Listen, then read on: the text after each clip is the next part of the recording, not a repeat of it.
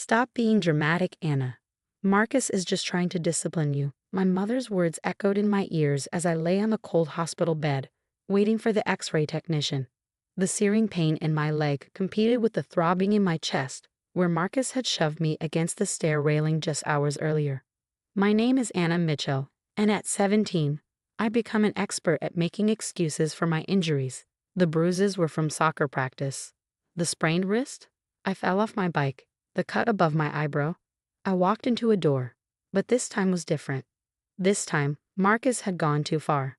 It started when I got home 15 minutes late from study group. Marcus was waiting by the door, his face already red with anger. My mother stood behind him, wringing her hands like she always did when she knew what was coming. "Where were you?" His voice was eerily calm, the kind of calm that made my stomach turn. "I'm sorry, the bus was late and I—" "Don't lie to me." His hand shot out, grabbing my backpack and throwing it across the room. Books scattered across the floor, my laptop making a sickening crack as it hit the wall. "I'm not lying, I swear. You can check the bus schedule." That's when he snapped. Marcus grabbed my arm, dragging me toward the stairs. "Maybe some time in your room will help you learn respect." I tried to pull away, but his grip was like iron. My mother just watched, her face a mask of forced indifference. As he shoved me toward the stairs, I lost my balance. The last thing I remember was the sound of my leg snapping and my mother's gasp. Now, lying in the emergency room, my mother was still trying to control the narrative. "Tell them you fell down the stairs, Anna. Marcus was just trying to send you to your room. He didn't mean for this to happen." But something in me had broken along with my leg. 3 years of Marcus's discipline, 3 years of my mother's excuses, 3 years of living in fear in my own home. I was done. The X-ray technician, a kind-faced woman named Sarah, wheeled me into the imaging room. My mother tried to follow, but Sarah politely asked her to wait outside. As soon as the door closed, Sarah's professional smile faded into concern.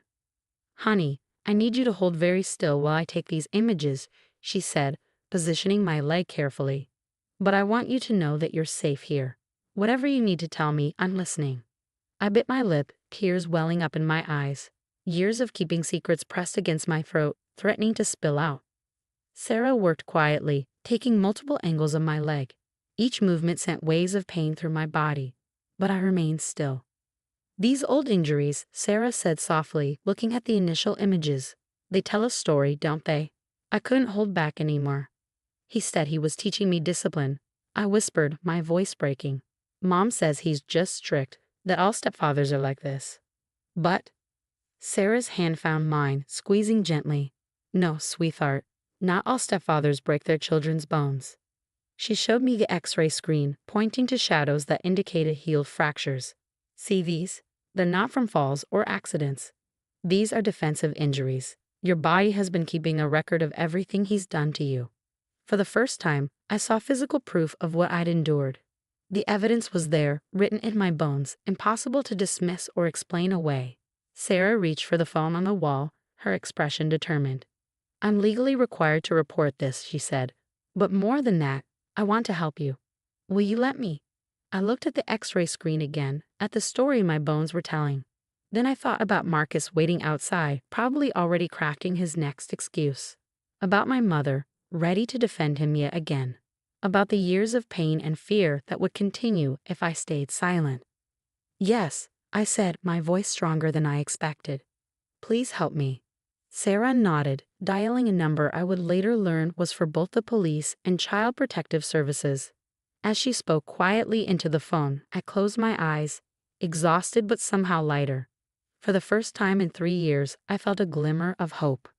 I could hear my mother in the hallway, her voice rising as she demanded to know what was taking so long. But in that moment, protected by Sarah and the truth my X-rays revealed, I knew things would never be the same. The police were coming, and Marcus's reign of terror was about to end. My mother's excuses wouldn't save him this time.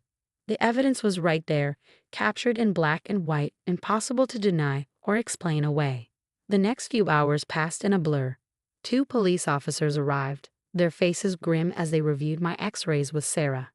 Detective Lisa Martinez took the lead, her gentle demeanor helping me feel safe enough to finally tell the whole truth. "Start from the beginning," she said, sitting beside my hospital bed. "When did the abuse start?" I told her everything. How Marcus moved in when I was 14, how the discipline started with harsh grabs and pushes, escalating to full-blown violence within months. I described each accident that had sent me to different emergency rooms, always with a carefully rehearsed story and a different hospital to avoid suspicion. Your mother knew? Detective Martinez asked, though her tone suggested she already knew the answer. She always said he was doing it for my own good. I replied, my voice hollow, that I needed a father figure to keep me in line. Outside my room, I could hear my mother's hysterical protests mixing with Marcus's angry demands. The second officer was questioning them separately, and from the rising volume, it wasn't going well. Sarah, the X-ray tech, had stayed with me through everything. She brought me water, adjusted my pillows, and most importantly, kept my mother and Marcus away. The police need to finish their investigation, she'd tell them firmly whenever they tried to enter. Dr. Thompson, the orthopedic surgeon, came in to discuss my leg. The break is clean, he explained, pointing to the X-ray. But what concerns me more are these older injuries. We found evidence of at least 7 previously healed fractures. Detective Martinez documented everything, taking photos of my current injuries and making detailed notes about the past incidents. She pulled out her phone, showing me pictures of a facility I'd never seen before. This is Haven House, she explained. It's a secure youth shelter where you'll be staying once you're released. Your mother and stepfather won't be able to reach you there. The thought of not going home both terrified and relieved me. What about school? I asked, trying to focus on practical matters to keep from breaking down. They have a private tutoring program, she assured me. You won't fall behind. Suddenly, a commotion erupted in the hallway. You can't do this, Marcus's voice boomed. She's my stepdaughter. I have rights. Sir, please lower your voice, a male officer warned. This is a hospital. This is ridiculous, my mother joined in. We're her parents, you can't just take her. Sarah stepped outside briefly, then returned with a tight smile. They're being escorted out, she said. Security will make sure they don't come back. Detective Martinez squeezed my hand. You're incredibly brave, Anna. I know this isn't easy, but you're doing the right thing. A social worker named Ms. Chen arrived shortly after, carrying a folder thick with documents. We'll be filing for an emergency protection order, she explained. Neither your mother nor Marcus will be legally allowed to contact you. As she spoke, I could hear Marcus being led away in handcuffs, his threats echoing down the hallway. My mother's sobs followed, but for the first time, they didn't weaken my resolve. The X-rays had shown everyone what I'd known all along. This wasn't discipline, it was abuse. What happens next? I asked, looking between Detective Martinez and Ms. Chen. First, we get your leg properly set, Ms. Chen said. Then, once you're stable, we'll move you to Haven House. You'll have your own room, counseling services, and round-the-clock support staff. And Marcus? I couldn't help but ask. He's being charged with child abuse, assault, and battery, Detective Martinez answered. With the X-ray evidence and your statement, he's facing significant prison time. And my mom? The detective's face softened. She's being charged with child endangerment and failure to protect. She'll have to answer for her role in this too. I nodded, emotions churning inside me.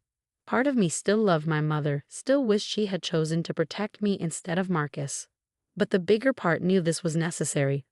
Both of them needed to face consequences for what they'd done. Sarah, who had become my unexpected guardian angel through all of this, finally had to leave for her next shift.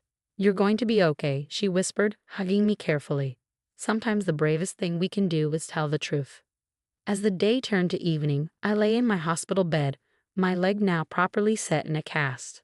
The pain medication made everything feel slightly surreal, but for the first time in years, I felt safe. The constant fear that had been my companion for so long was finally beginning to fade.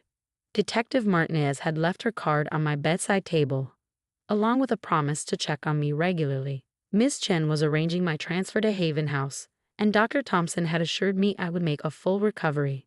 The truth that had been hidden in my bones was finally out, and there was no going back. As I drifted off to sleep, I realized that my broken leg had actually set me free. 6 months passed like a whirlwind. My leg healed stronger than before, much like my spirit. Haven House became more than just a shelter. It became my first taste of real safety. My roommate Jade had a similar story, and we formed an instant bond over late-night talks and shared healing. The trial date was approaching, and while my anxiety spiked every time I thought about facing Marcus and my mother in court, my support system remained unshakable. Detective Martinez visited regularly, updating me on the case and sometimes just bringing me my favorite coffee. Sarah, the X-ray tech who changed my life, still checked in through Ms. Chen, sending care packages and encouraging notes. "You're a star student," my tutor at Haven House often said. Without the constant stress of walking on eggshells at home, my grades had improved dramatically. I'd even started applying to colleges, something Marcus had always said was a waste of time for someone like me.